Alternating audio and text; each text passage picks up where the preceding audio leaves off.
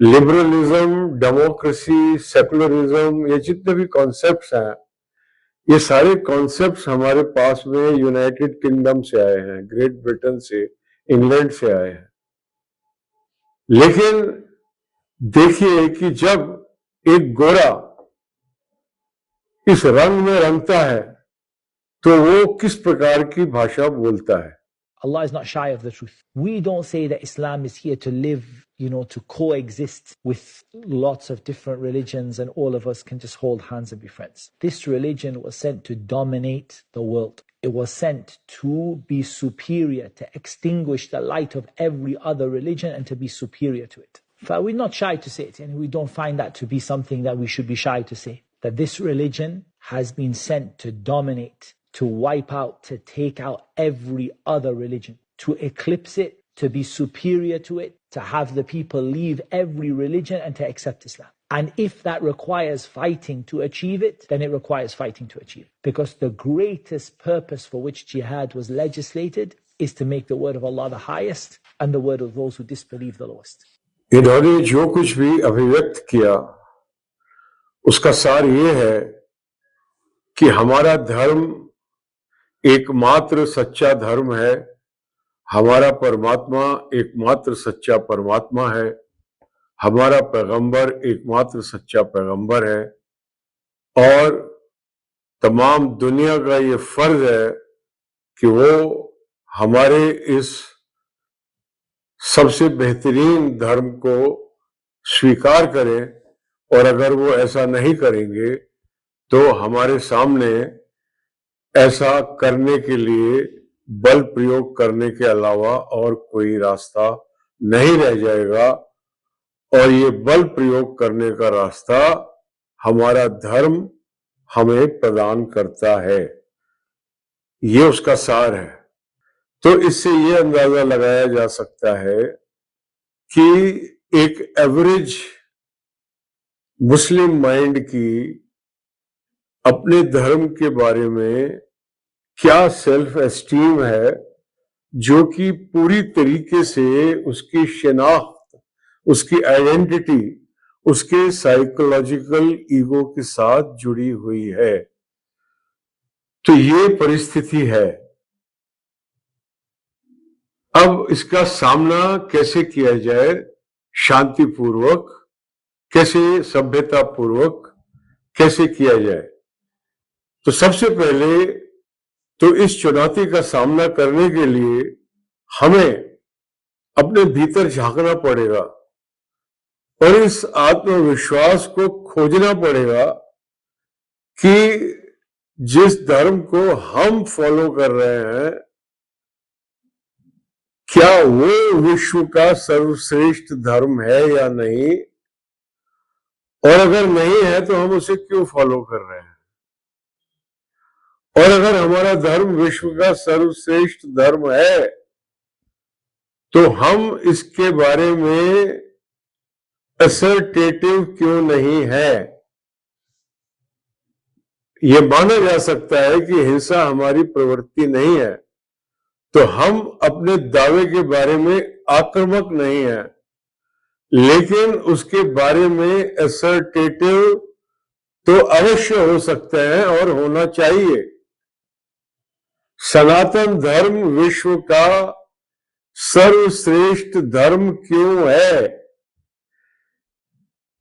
ये जानने के लिए हमें इस बात को जानना पड़ेगा कि एक धर्म का उद्देश्य क्या है, लक्ष्य क्या है, धर्म क्या प्राप्त करने के लिए जन्म लेता है या अस्तित्व में है। तो उसके दो सामाजिक पक्ष हैं। एक तो यह है कि धर्म समाज को एकत्रित करता है, समाज को यूनाइट करता है, और दूसरी ओर जो समाज का जो यूनिट है, द इंडिविजुअल, जो व्यक्ति है, उसको वो आत्मिक शांति प्रदान करता है। अब इन दो पैमानों पर हम सनातन धर्म को देखते हैं। मुस्लिम अक्सर इस बात पर बहुत गर्व करते हैं कि हमारे 57 मुल्क हैं, पर इसमें गर्व करने की क्या बात है? अगर इस्लाम में सबको यूनाइट करने की ताकत होती तो ये 57 की जगह एक मुल्क होता। जैसे कि भारत, सनातन धर्म ने भारत को 1947 में 550 देशों को एकत्रित करके ऐसे घुल मिल गए जैसे पता ही नहीं पड़ा कि कहां पे थे अलग। इसको कहते हैं एकीकरण। यह है सनातन धर्म की शक्ति, क्योंकि सनातन धर्म में सबको एकत्रित करने की शक्ति है। इसलिए सनातन धर्म विश्व का सर्वश्रेष्ठ धर्म है। ये हमको अपने अंदर इस भावना को उत्पन्न करना चाहिए और निरंतर इस पर मनन करना चाहिए। और दूसरा है व्यक्ति। व्यक्ति को सनातन धर्म शांति प्रदान करता है। उसके सामने अनेकों मार्ग खुले हैं। भक्ति का मार्ग है, जो ज्ञानी है उनके लिए ज्ञान का मार्ग है, ध्यान का मार्ग है, जो कर्म योगी है उनके लिए कर्म का मार्ग है। तो सबके लिए अलग अलग मार्ग है, क्योंकि परमात्मा ने हर व्यक्ति को सबसे अलग बनाया है। एवरी इंडिविजुअल का अर्थ ही यह है कि जो डिवाइड नहीं किया जा सकता, अनडिवाइडेबल इज द इंडिविजुअल। वो सबसे अलग है, वो सबसे पृथक है और सब में सम्मिलित है, किसी का शत्रु नहीं है। पृथक होते हुए भी वो टोटल हार्मनी में जुड़ा हुआ है सबके साथ।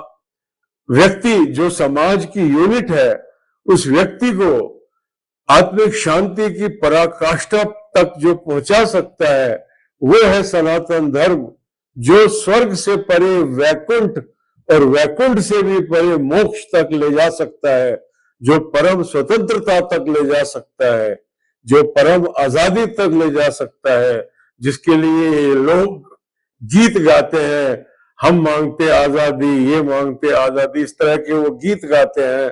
और हमारा वो एकमात्र धर्म है जो व्यक्ति को परम स्वतंत्रता प्रदान करता है और समाज को एकत्रित करता है, एक समरसता लाता है, उसके अंदर एक हार्मनी प्रदान करता है। इसलिए सनातन धर्म विश्व का सर्वश्रेष्ठ धर्म है। इन गुणों के अतिरिक्त सनातन धर्म भारतीय संविधान के जो 4 स्तंभ हैं, उन स्तंभों का पूर्णतः अनुमोदन करता है। और जो 1948 का वैश्विक जो ह्यूमन राइट्स डिक्लेरेशन है, global declaration of the human rights 1948, उसकी एक एक धारा का अनुमोदन करता है। इसलिए सनातन धर्म विश्व का सर्वश्रेष्ठ धर्म है। और ये जो बातें कही गई, ये हम अगले एपिसोड में देखेंगे।